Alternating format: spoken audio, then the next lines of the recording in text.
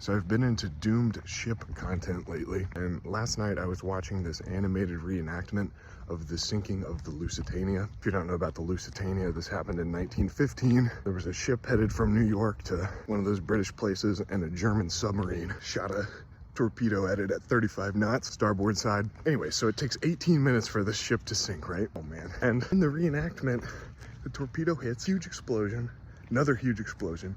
The ship starts filling with water, and they have power for a few minutes, but at some point it says the bows of the ship lose power. If you've ever been in a ship, especially a big one like a Lusitania or like the USS Lexington or any kind of battleship, you know that the last place you ever want to be is inside of one of those ships with no power. You're not getting out.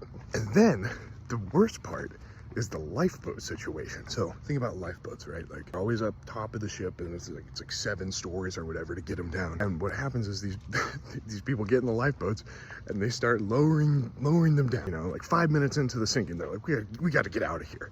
The boat's barely sunk at all, but they start lowering. Every time these dudes, they get like this far into the lowering and something happens where they just fall. They fall like the next 7 stories or whatever.